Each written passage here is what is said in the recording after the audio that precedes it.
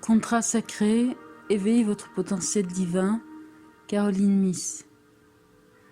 Nous avons tous un contrat sacré, celui d'apprendre à utiliser le pouvoir avec sagesse, amour et responsabilité. Les archétypes sont les forces qui nous permettent d'apprendre l'usage du pouvoir. Selon Jung, c'est sur les archétypes que se fonde notre personnalité, nos désirs, nos sentiments, nos croyances, nos motivations et nos actions. Se poser 2 questions. Où vais-je ? Qui viendra avec moi ? Connaître sa mission et son rôle dans la vie. Personne ne peut tout prévoir, bien sûr, mais si nous pouvons envisager le sens symbolique de nos expériences, nous serions mieux préparés à affronter les inévitables changements et à nous y adapter. Une fois informé de sa mission, on peut vivre de façon à tirer le meilleur parti de son énergie. Lorsqu'on s'accorde à son énergie, on exprime mieux son propre pouvoir. J'appelle cela vivre en accord avec son contrat sacré. La vue symbolique vous permet de retrouver votre énergie ou votre âme pour guérir du point de vue émotionnel, spirituel et parfois même physique. Nos paroles, pensées, actions et visions influencent notre santé individuelle et celle de notre entourage. Notre contrat, c'est notre relation globale à notre pouvoir personnel et spirituel. C'est notre façon de fonctionner avec notre énergie et avec les gens à qui nous la donnons. L'énergie s'organise autour de nos 7 centres émotionnels ou chakras. Selon Carl Jung, les archétypes habitent un inconscient collectif qui relie toutes les âmes. La connaissance des archétypes nous permet de comprendre pourquoi certaines relations ont été nécessaires dans notre vie et pourquoi nous avons dû nous charger de tâches précises qui ont pu nous surprendre et nous ravir ou nous paraître encombrantes et destructrices. Notre biographie devient notre biologie. Les archétypes constituent une source de pouvoir émotionnel, physique et spirituel et peuvent nous aider à nous libérer de la peur, même si parfois certains d'entre eux peuvent au départ déclencher des peurs en nous. Chaque archétype ou peur nous lance un défi spirituel, celui de l'affronter et d'y reconnaître une occasion d'apprentissage et une chance de développer un aspect de notre pouvoir. Chaque archétype présente toujours 2 faces qui peuvent toutes 2 servir à notre avantage. Nous avons tendance à nous percevoir de même que notre univers sous des aspects doubles, bon ou mauvais, intérieur ou extérieur, moi ou vous, bien ou mal, symbolique ou littéral, joyeux ou triste. Nos forces et nos peurs divisent notre esprit en polarités ou en dualité selon la terminologie orientale. Voilà pourquoi la foi et le doute se livrent d'éternelles batailles dans notre psyché. Mais en identifiant et en utilisant nos archétypes, nous pouvons apprendre à consolider les aspects de notre âme et à insuffler sa force à notre vie quotidienne afin d'orienter nos pensées et actions. Ces guides énergétiques nous permettent d'agir d'une façon attentive et honorable. Ils nous aident à guérir notre pouvoir et à nous montrer dignes de notre potentiel divin. L'ordre divin se manifeste dans tous les domaines de notre vie. Contrats et ententes représentent les engagements terrestres, les tâches qui nous échouent et les leçons que nous avons accepté de tirer de cette incarnation afin de réaliser notre potentiel divin. Ces expériences et ces relations, nous sommes tous destinés à les vivre avec nos parents, nos enfants, nos amis intimes et toute personne avec laquelle nous partageons une passion. Ces gens, de même que nos adversaires, se trouvent dans notre vie parce qu'au préalable, nous avons conclu avec eux un accord de soutien mutuel concernant notre croissance spirituelle. Pour accomplir votre potentiel divin et même résoudre les nombreuses questions de votre vie quotidienne, comme les jeux de pouvoir au bureau ou la guérison des blessures anciennes, vous devez faire appel à un niveau de conscience plus élevé. Vous devez dépasser la raison pour arriver à voir et à comprendre la signification symbolique ou supérieure de ces expériences. Pour accéder au plan symbolique, pour suivre vos intuitions il faut de l'entraînement. En faisant la lecture symbolique du contenu de votre vie, vous pourrez effectuer des choix nettement meilleurs. Si mes motivations sont empreintes de compassion et de sincérité, elles auront des conséquences vraisemblablement positives. Et un simple geste peut entraîner une cascade inestimable d'effets physiques, émotionnels et spirituels. J'écris sur la façon dont les humains sont, par l'âme, en liaison les uns avec les autres et avec leur propre pouvoir de changer les choses. Personne ne voit la vie dans sa totalité. Par conséquent, il faut demander à un être aimé de regarder pour soi ce qu'on ne peut voir soi-même. Imaginez qu'en s'incarnant, chaque âme se divise en d'innombrables fragments qui passent instantanément à l'exploration de l'âme globale. Vous le savez, quand vous rencontrez des gens qui dégagent quelque chose de profondément attirant pour vous, et vous vous sentez peut-être vide lorsqu'ils partent. Nous avons plusieurs âmes sœurs qui jouent des rôles fort différents dans la vie. Ce sont les gens que nous sommes non seulement destinés à rencontrer, mais que nous devons rencontrer. Lorsqu'on vit son contrat dans la conscience plutôt que dans l'inconscience, on subit un pénible processus de séparation.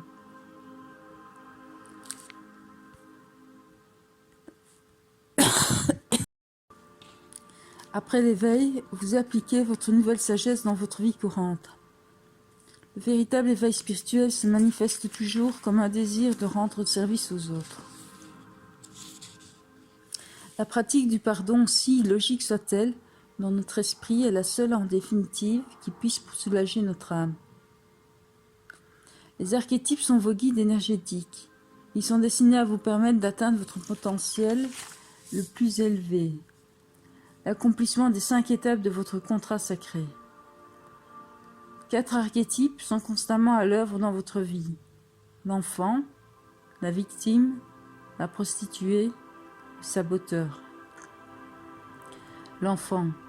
Notre premier état de conscience, il comporte plusieurs aspects comme l'enfant blessé ou orphelin et l'enfant magique ou innocent. Travailler ces modèles archétypaux, c'est la meilleure façon que je connaisse pour prendre conscience de soi, des effets de ses actions et de la nécessité de faire, à chaque jour, des choix intelligents. La question commune à tous les archétypes de l'enfant, c'est la dépendance et la responsabilité. Quand prendre sa responsabilité, quand entretenir une dépendance saine, quand s'opposer au groupe et quand s'ouvrir à la vie communautaire. Cet archétype établit nos façons de percevoir la vie, la sécurité, l'affection, la loyauté et la famille. La victime, gardien de l'estime de soi. L'archétype de la victime peut se manifester la première fois que l'on n'obtient pas ce qu'on veut ou ce dont on a besoin. La question fondamentale pour la victime, c'est celle-ci. Vaut-il la peine de céder son propre sentiment de pouvoir pour éviter de prendre la responsabilité de son indépendance ? Les leçons associées à l'archétype de la victime vous demandent d'évaluer votre relation au pouvoir, surtout face à des gens qui suscitent en vous des questions de pouvoir et d'élaboration des frontières personnelles. L'objectif premier de l'archétype de la victime est de développer l'estime de soi et le pouvoir personnel. Lorsque vous vous sentez menacé ou dépourvu du pouvoir social, professionnel ou personnel requis, prenez note de cette réaction, du point de vue physique, émotionnel et mental. C'est la voix intuitive de votre victime intérieure. Pour guider vos réponses à toutes vos expériences et vos relations, dites-vous ceci. J'ai pris un engagement envers mon propre pouvoir. Quel choix ai-je à ma disposition pour arriver à le prendre ? Nommez le problème ou la menace que vous devez surmonter et le pouvoir qu'il vous faut pour cela. Gardez l'œil sur la vérité que toutes les choses et tous les êtres sont arrivés dans votre vie par contrat pour faciliter votre maturation spirituelle. Votre contrat vous engage auprès des gens directement reliés à l'archétype de la victime. Le rôle premier est de vous aider à développer votre estime de soi par des gestes d'honnêteté, d'intégrité, de courage, d'endurance et de respect de soi. Ces gens qui par contrat doivent donner du pouvoir à la victime, joueront ou ont joué des rôles de première importance en vue de vous éveiller à la valeur de ces qualités spirituelles et à leur place essentielle pour votre bien-être. La prostituée, gardienne de la foi, intervient surtout lorsque notre survie est menacée. Sa question essentielle, c'est jusqu'à quel point êtes-vous prêt à vous vendre, à céder votre morale, votre intégrité, votre intellect, votre parole, votre corps, votre âme, en échange de la sécurité matérielle. En outre, l'archétype de la prostituée incarne et éprouve d'une façon spectaculaire le pouvoir de la foi. Si vous avez la foi, personne ne pourra vous acheter. Vous savez que vous pourrez vous débrouiller et aussi que le divin vous protège. Considérez la prostituée comme l'allié qui vous met en état d'alerte chaque fois que vous envisagez de transférer votre foi du divin au matériel. Chaque fois que vous avez une crise de confiance, essayez de rester attentif à vos pensées et à vos peurs. Nommez exactement ce dont vous avez peur et surtout ces craintes qui essaient de vous convaincre, de vous compromettre d'une façon quelconque. La prostituée apparaît lorsque vous commencez à croire que vous pourriez mettre de l'ordre dans votre vie si vous avez l'argent nécessaire pour dominer le monde qui vous entoure et pour acheter un peu de chacun de ses occupants. Elle apparaît lorsque vous demeurez dans une relation néfaste uniquement pour ne pas vous retrouver seul. Elle apparaît lorsqu'on vous demande de faire quelque chose de contraire à l'éthique ou d'illégal pour le bien de la compagnie. Le saboteur, gardien du choix. Le saboteur est le miroir qui reflète vos peurs de vous assumer et d'assumer ce que vous créez. La crainte d'être privé de l'indispensable, de la nourriture au logement, en passant par un réseau de contacts sociaux et personnels, donne souvent à cet archétype le pouvoir de vous hanter. Vous pouvez faire taire le saboteur par des actes de courage et en suivant votre intuition. La question cruciale pour le saboteur est la peur d'accepter le changement, un changement qui exige une réaction positive à des occasions de former et d'approfondir votre âme. L'ombre est votre potentiel divin. Vos parts d'ombre sont principalement enracinées dans des schémas de peur qui dominent votre comportement, plus que ne le fait votre esprit lucide. Cela limite votre capacité de faire des choix dans lesquels vous êtes conscient de vos motivations. Votre ombre comporte des modèles émotionnels et psychologiques provenant de sentiments réprimés et que vous ne voulez pas vous avouer consciemment par peur des conséquences. Les gens me disent souvent qu'ils ont peur du succès. Cette force inconnue qui domine une si grande part de l'expression créatrice de notre vie est une ombre. Votre potentiel le plus élevé est cette part de vous qui n'est pas limitée dans son expression par les peurs du monde matériel et le fait de vivre. Si vous décidez de suivre un appel intérieur et son inévitable rituel psychologique de séparation, vous devez retirer votre âme du champ magnétique créé par le pouvoir collectif de votre groupe afin de canaliser votre propre énergie, comme un mystique ou un sage se retire parfois pour entendre des messages divins. Ce processus de mise au monde de votre propre pouvoir exige que vous fassiez passer vos intérêts en premier, même si cela peut sembler égoïste de l'extérieur. De peur de contrôler leur pouvoir, bien des gens encouragent inconsciemment leur ombre à grandir. La prise de pouvoir représente une forme d'isolement que les gens sont prêts à tout pour éviter. Notre image de l'éveil au potentiel divin et de sa réalisation évoque l'idée d'un individu entier et complet, séparé des mortels, seul et isolé.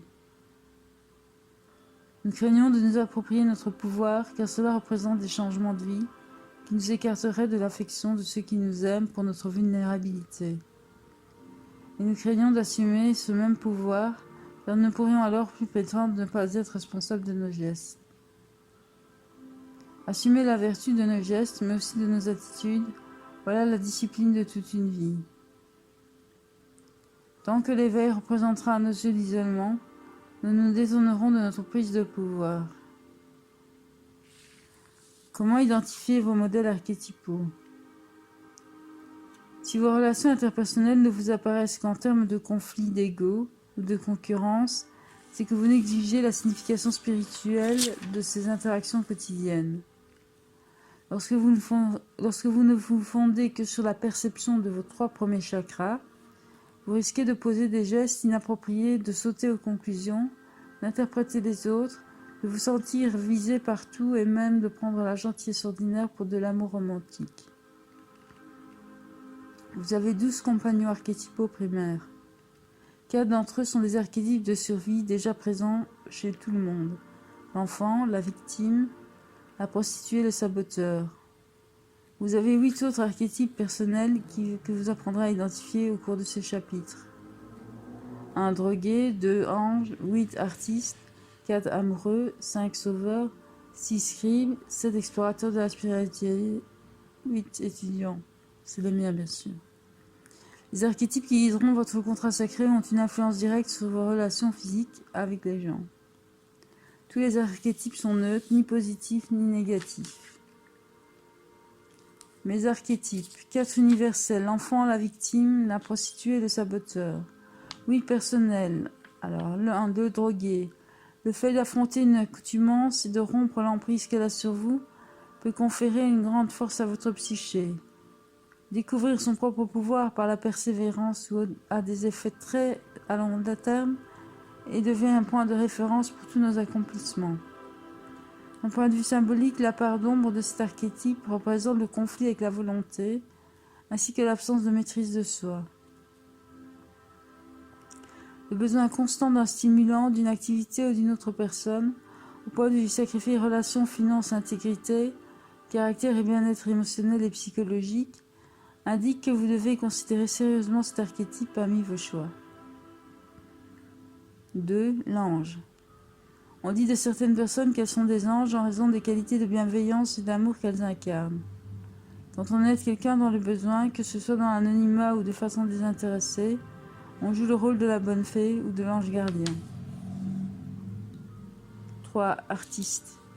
Lorsque vous évaluez vos rapports à l'archétype de l'artiste, sachez reconnaître que le besoin de mettre l'art à la portée des autres, par exemple, en consacrant en partie votre vie à soutenir les artistes, l'exprime. 4. L'amoureux. Le thème central de cet archétype, c'est l'affection et l'appréciation débridée que vous portez à quelqu'un ou quelque chose, qui font en sorte que l'organisation de votre vie et votre milieu de vie tournent autour d'elle.